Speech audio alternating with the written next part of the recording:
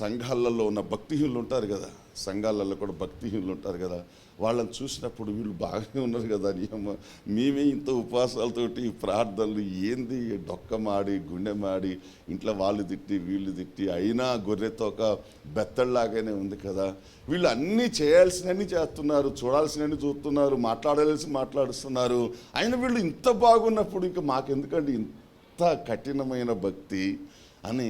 ప్రియులారా, మీరే కాదు, చాలా సంఘాలలో చాలామంది క్రైస్తవులు దేవుడు వారికి ఇచ్చినటువంటి శ్రేష్టమైనటువంటి భక్తి జీవితాన్ని మట్టిపాలు చేసుకుంటున్నారు.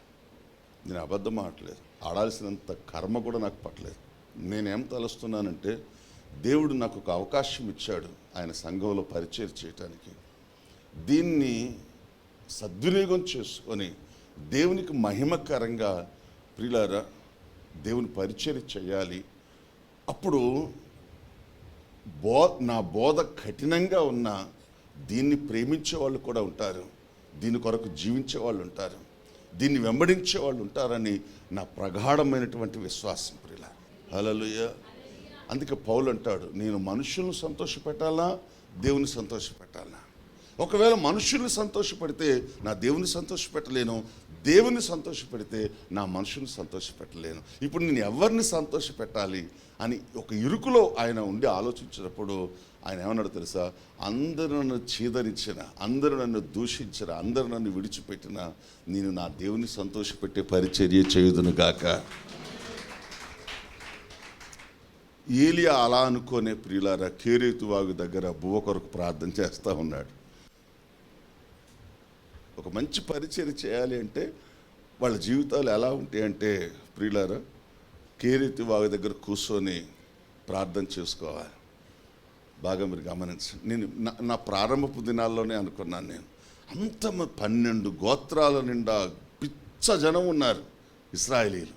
ఇంతమంది కూడా ఉండి కూడా అంత గొప్ప ప్రవక్తకి బోబెట్టలేదంటే మీరు ఒకసారి ఊహించండి, అసలు ఒకసారి ఆలోచించండి మీరు. మరి ఎందుకు ఏలియాకి ఎందుకు బోబెట్టలేదు తెలుసా మీకు? ఆయన దేవుని ఆత్మచేత మాట్లాడేవాడు కాబట్టి, సత్యం పక్షంగా దేవుని పక్షంగా నిలబడ్డాడు కాబట్టి.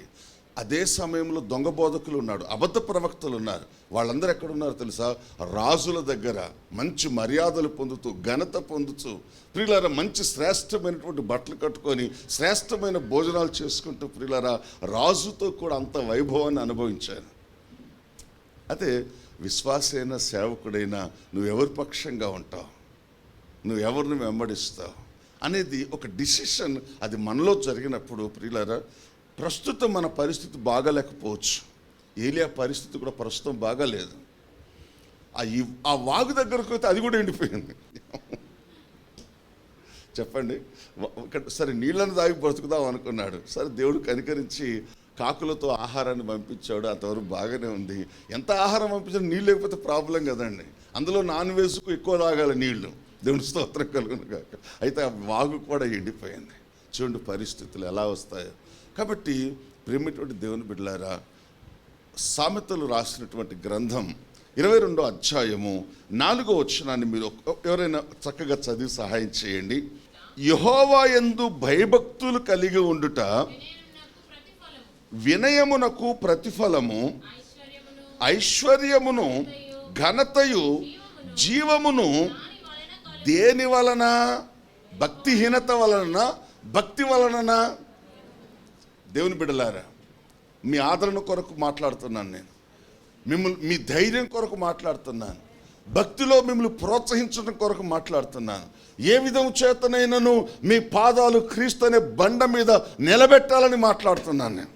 అందరూ మెలుకోగలిగి దేవుని యొక్క వాక్య సత్యాలను మీరు గ్రహించండి. బైబిల్ ఏం చెప్తుంది అంటే, ఎవరైనా దేవుని యందలి భయభక్తులు కలిగి ఆయన హత్తుకోమని చెప్పినప్పుడు హత్తుకున్నప్పుడు, ఆయన నాలో నిలిచి ఉండని అని చెప్పినప్పుడు ఆయనలో నిలిచి ఉన్నప్పుడు, ఆయన నన్ను వెంబడించండి అని చెప్పినప్పుడు వెంబడించినప్పుడు, నన్నే చూడండి ఇంకెవరిని చూడొద్దు చెప్పినప్పుడు ఆయన్నే చూచినప్పుడు ప్రియులారా మన జీవితాల్లో కలిగేటువంటి అద్భుతాలు, ఆశ్చర్యమైన కార్యాలు ఏంటంటే, అట్టి వారికట్ట ప్రేమటువంటి దేవుని బిడ్డలారా దేవుడు ఐశ్వర్యాన్ని ఇస్తాడట. రెండవది ప్రియులారా, ఘనతనిస్తాడట. మీరు ఈ ప్రపంచంలో ఖమ్మంలో మీరు చూడండి, మీరు ఖమ్మం అంతా తిరిగి రండి. ఖమ్మంలో ఎవడి దగ్గర డబ్బు ఉందో వాడికి విలువలేదు. డబ్బు ఉన్న ప్రతి చోట కూడా వాళ్ళ వెనకాల ఎన్నో భయంకరమైన మరకలు ఉన్నాయి. ఖమ్మంలో కాదు, ఈ ప్రపంచంలో ఎక్కడైనా సరే ఐశ్వర్యం ఎవడైతే కలిగి ఉన్నాడో, విస్తారమైన డబ్బు ఎవరైతే కలిగి ఉన్నారో, ఆ కొంపకు కానీ ఆ వ్యక్తులకు కానీ సాక్ష్యం లేదు లేదు లేదు లేదు. కానీ నా దేవుడు అంటున్నాడు, నీకు విస్తారమైన డబ్బు ఇస్తాను, విస్తారమైన ఘనతను కూడా నీకు ఇస్తాను.